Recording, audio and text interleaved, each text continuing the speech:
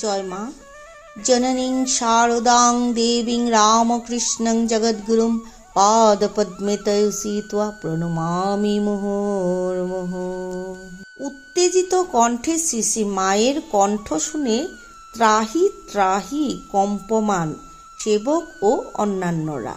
1918 খ্রিস্টাব্দের শেষের দিকের কথা। কয়েক মাস আগে বাবুরাম মহারাজের শরীর ত্যাগ করছেন। স্বামীজির শিষ্য ব্রহ্মচারী জ্ঞান মহারাজ তখন বেলুর মঠের কাজকর্ম দেখতেন এবং সাধু ব্রহ্মচারীদের দেখাশোনা করতেন। বেলুর মঠে তখন খুব অভাব অনাটন চলছে। তার উপর ম্যালেরিয়ার প্রবল প্রকোপ। ঔষধ ও পথ্য ঠিকমতো জুটত না।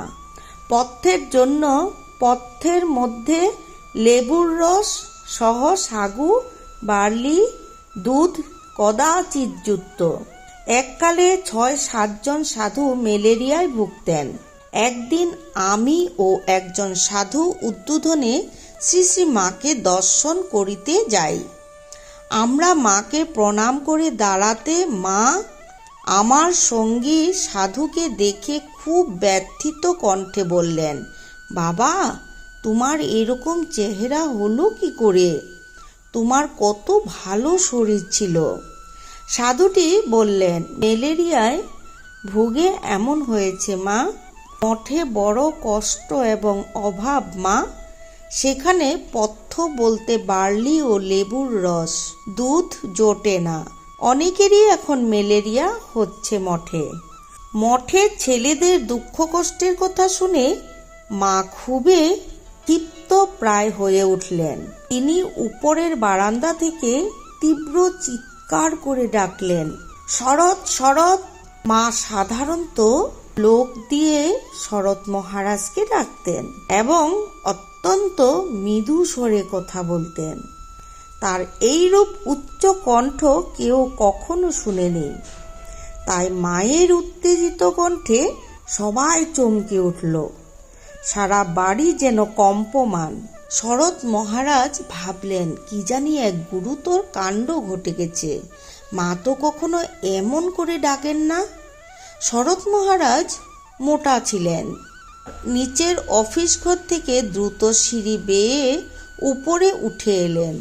আমরা তখন সেখানে দাঁড়িয়ে আছি। হাঁপাতে হাঁপাতে করজোড়ে মায়ের সামনে দাঁড়িয়ে শরৎ মহারাজ জিজ্ঞাসা করলেন, বলুন মা, কি হয়েছে মা? উত্তেজিত কণ্ঠে মা আবার বললেন, এইসব কি শুনেছি শরৎ? বেলুর মঠে ছেলেরা অসুখে ভুগে ভুগে শেষ হচ্ছে। ঠিক মতো পথ্য জুটে না। শুধু বার্লি ও লেবুর রস খেয়ে বাঁচবে কি করে? সবেই তো বাবুরাম চলে গেছে, তো তাই ছেলেদের কেউ দেখছে না। তোমরা যদি কোনো ব্যবস্থা করতে না পারো তবে আমি গিয়ে বেলুর মঠে বসবো। শরৎ মহারাজ বললেন, মা, এইসব তো আমাদের কানে আসেনি। আপনি শান্ত হন মা, আপনি শান্ত হন।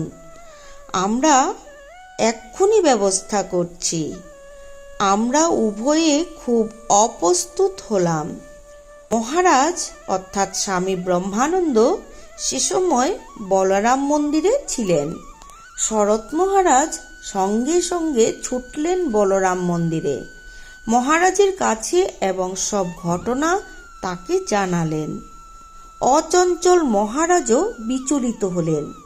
তিনি সঙ্গে সঙ্গে তার সচিব অমূল্য মহারাজকে অর্থাৎ স্বামী শঙ্করানন্দকে ডেকে শ্যামবাজার মার্কেট থেকে সবজি, ডাল, চাল, আটা, চিনি, সুজি, ঘি ও নানা রকম সদাই কিনে নৌকা করে বেলুর মঠে পাঠিয়ে দিলেন। শরৎ মহারাজ এসে মাকে সব জানালেন। মা এই কথাগুলো শোনার পর মা শান্ত হলেন। স্মৃতি কথাটি স্বামী চেতনানন্দের অর্থাৎ বর্তমানে আমেরিকার সেন্ট লুইস বেদান্ত সোসাইটির অধ্যক্ষ আছে প্রাপ্ত। 1970 সালে মায়ের মন্ত্রশিষ্য স্বামী জগদানন্দজি কলিকাতার অদ্বৈত আশ্রমে এই স্মৃতিচারণ করেন। সম্পাদক উদ্যোগ।